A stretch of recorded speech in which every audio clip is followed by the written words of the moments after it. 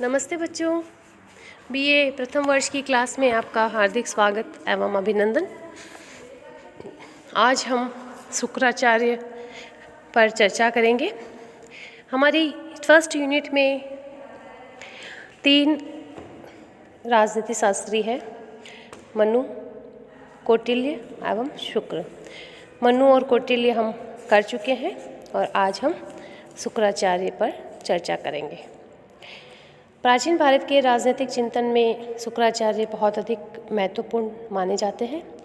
आपकी शुक्र नीति सार राजनीति का प्रसिद्ध ग्रंथ है।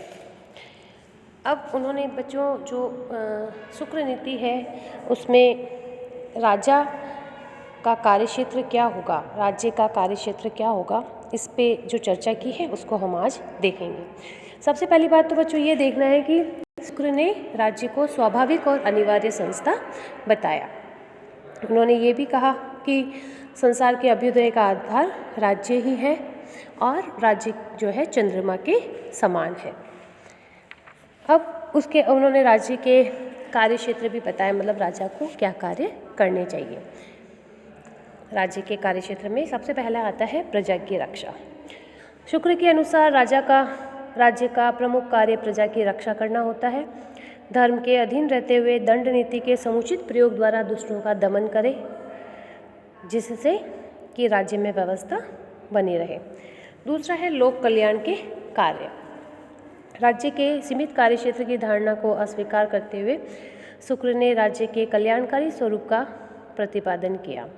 शुक्र ने राजा को परामर्श दिया कि वह प्रजाजन के प्रति क्रूरता की नीति न अपनाए, दीन व असहाय जनता का उदारतापूर्वक पालन करें और प्रजाजन को दुखी ना करें, क्योंकि जहाँ प्रजाजन दुखी होंगे वहाँ राज्य नष्ट हो जाएगा।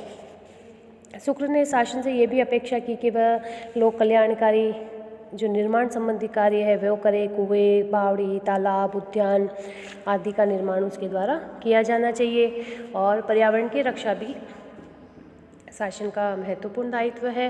वह वृक्ष लगवाए, खाद और जल की व्यवस्था करे, नदियों में नौकाओं और जलयानों की व्यवस्था करे, पुल बनवाए। इस प्रकार लोक कल्याण के सारे कार्य करें। फिर है बच्चों आर्थिक गतिविधियों का नियमन।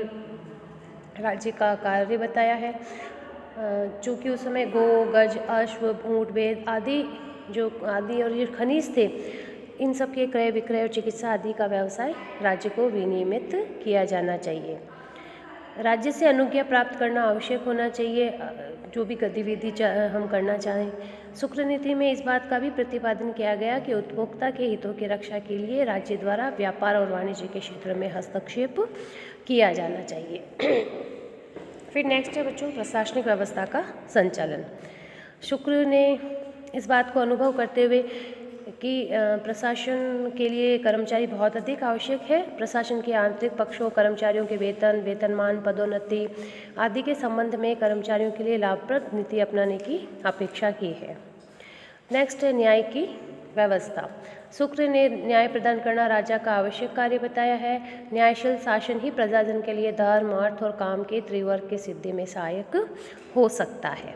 फिर राज्य के शिक्षा संबंधी दायित्व भी उन्होंने बताया कि राज्य को शिक्षा के प्रसार के लिए उत्तरदायी होना चाहिए। शासक ऐसे प्रयत्न करे जिससे कलाओं की निरंतर प्रगति हो। शासन प्रतिभावान विद्यार्थियों को छात्रवृत्ति दे, शिक्षित व्यक्तियों को योग्यता के अनुसार राजकीय पदों पर नियुक्ति दे, विद्या तथा कला में पारंगत व्यक्तियों को प्रतिवर्ष सम्मानित करे। शासक का दायित्व है कि वह वेदों, स्मृतियों और पुराणों के विद्वानों, ज्योतिषियों, मंत्र तंत्र वेताओं के भरण पोषण की व्यवस्था हेतु मासिक वृत्ति निश्चित करें। फिर राज्य के सामाजिक दायित्व भी उन्होंने बताए हैं। राज्य के सामाजिक दायित्वों को बताते हुए इन्हें कहा है कि धर्म और नैतिक मूल्यों की प्रतिष्ठा करना राज्य का प्रमुख दायित्व है। यह सुनिश्चित करना भी राजा का दायित्व है। राज्य का दायित्व है कि समाज के विभिन्न वर्ण, ब्राह्मण, क्षत्रिय, वैश्य और शूद्र अपना कर्तव्यों का निष्पक्षतापूर्वक पालन करें। नैतिक और धार्मिक कार्य भी राजा के द्वारा किए जाने चाहिए। राज्य की आय का 1/4 भाग दान आदि पर व्यय होना चाहिए। फिर परराष्ट्र संबंधों का संचालन भी राजा का महत्वपूर्ण कार्य है। परराष्ट्र संबंधों का कुशलतापूर्वक संचालन करके अनावश्यक युद्धों और टकराव से बचा जाना चाहिए। लेकिन यदि राज्य की सुरक्षा और प्रजा के कल्याण हेतु युद्ध करना नितांत आवश्यक हो जाए तो फिर संपूर्ण युद्ध किया जाना चाहिए। राज्य के कार्यक्षेत्र को हम देखते हैं तो ये इससे स्पष्ट है कि शुक्र ने लोक कल्याणकारी राज्य की बात कही और उन्होंने कहा कि राज्य को लोक कल्याण के लिए ही कार्य करना चाहिए। आज के लिए बच्चों इतना ही। धन्यवाद।